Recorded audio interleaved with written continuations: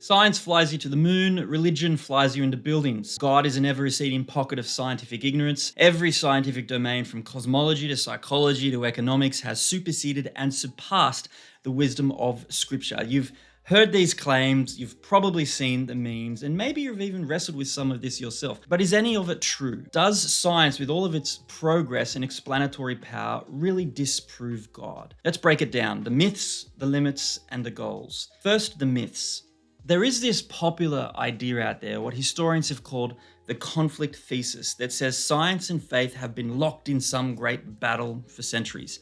You've probably heard the stories like the infamous trial of Galileo by the Catholic Church, or the religious outrage at Darwin's theory of evolution, or the infamous Scopes trial of last century. But here's what you probably haven't heard. The narrative of a war between science and faith is historically quite misleading. I mean, sure, there have been moments of tension, brief skirmishes here and there, but the overarching relationship between science and religious belief is far more nuanced, one more of interaction and often mutual reinforcement. And that's not coming just from me, some Christian with an ideological axe to grind. That's coming from modern historians of science. The conflict thesis was largely popularized by two 19th century writers, John William Draper and Andrew Dickson White, neither of whom were scientists and both of whom had strong anti-religious biases. And today, as far as I can tell, virtually no serious historian of science upholds their views. Why? Because history just tells a very different story. Far from being an obstacle to science, Christianity actually helped lay its modern foundations. The scientific revolution was overwhelmingly pioneered by men of faith. Newton, Kepler, Boyle, Pascal, Faraday, not in spite of their belief in God, but precisely because of it. It's no small accident of history that modern empirical science was birthed in Christianized Europe. It's not like other parts of the world with other dominant religions weren't advanced in their own ways. I mean, China had invented gunpowder, the Babylonians before them had pioneered mathematics, and the Egyptians before them had developed all sorts of sophisticated engineering and medicine, much of which we're still discovering and trying to figure out today. Even the Islamic world had made remarkable advances in astronomy and optics and algebra. But none of these societies and cultures had experienced a scientific revolution comparable to Christian Europe across the 16th and 17th centuries. Because the intellectual framework of Christian theology uniquely fostered the conditions for modern science to emerge. The contents of the Bible provided not just the impetus, but the expectation that the universe was rational and orderly and intelligible, and that human beings are capable of reason and discovery, though nevertheless we are prone to error and bias and therefore in need of objective measures to test and verify and repeat our various findings. In the summary words of C.S. Lewis, men became scientific because they expected law in nature. And they expected law in nature because they believed in a lawgiver. Yet despite this rich history, I personally find myself surprised that many people today simply just assume science has not only progressed beyond religion, but somehow rendered belief in God obsolete. So even if we aren't prepared to dismiss God as a delusion today, perhaps we can just set him aside for a different reason. That modern science has advanced to this point where we have, in a sense, outgrown God. Well, that brings us to a second point here.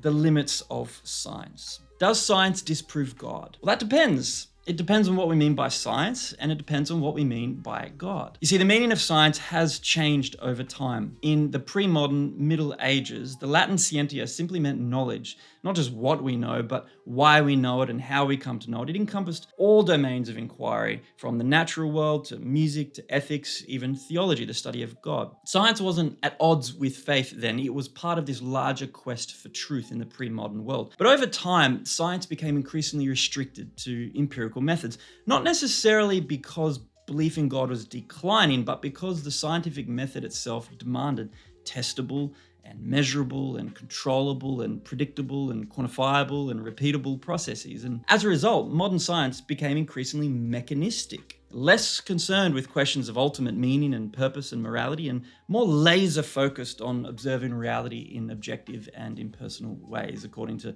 material forces and mathematical descriptors. Now, that's not a critique, right? Who can deny the staggering success of modern empirical science, from life-saving medicine to the very technology that's making this interaction possible? But what it does mean is that modern science doesn't have the first nor the final word about all that can be known concerning reality.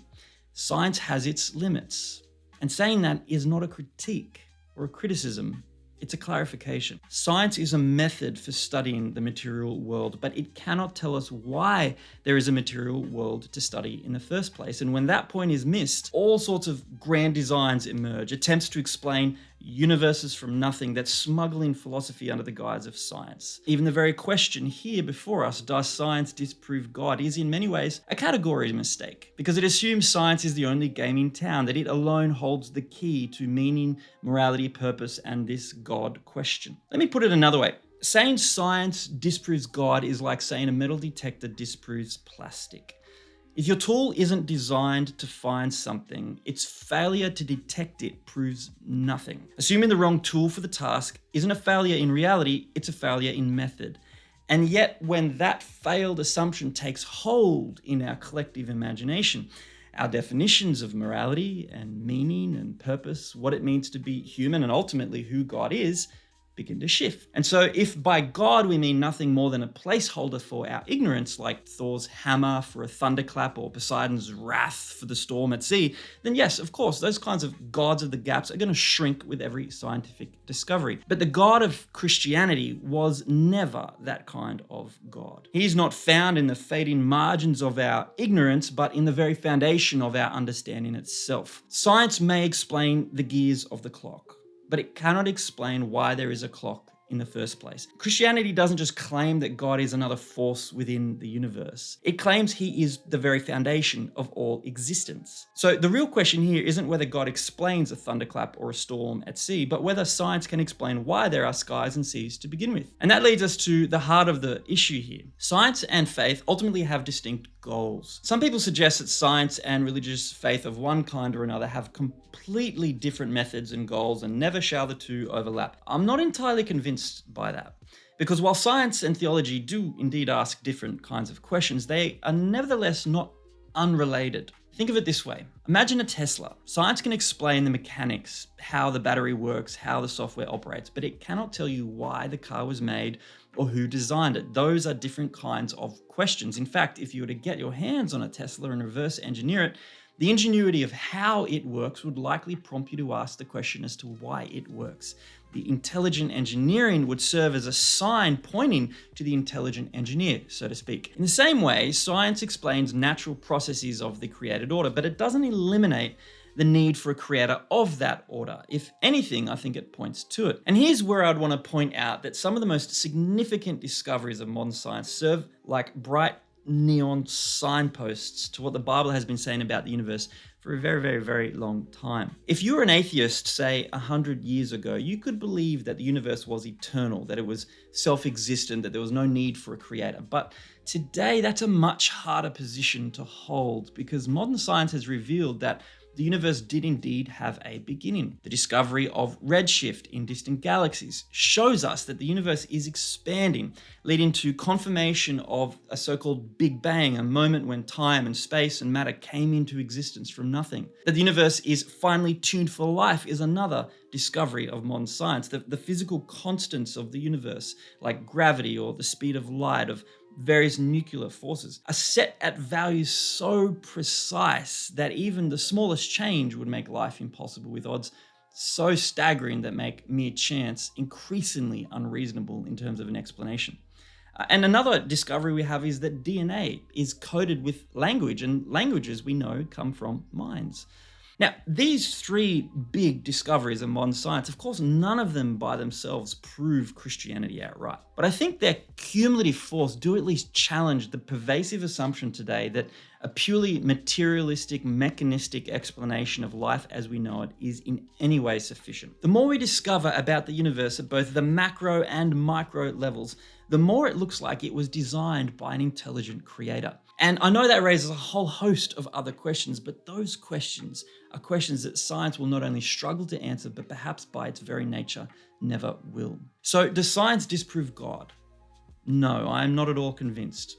Religion and science are not enemies. They are two hands reaching toward the same reality, albeit with different goals. But if the Christian claim is true that God is both the author of nature and reason, then those two hands essentially belong to him.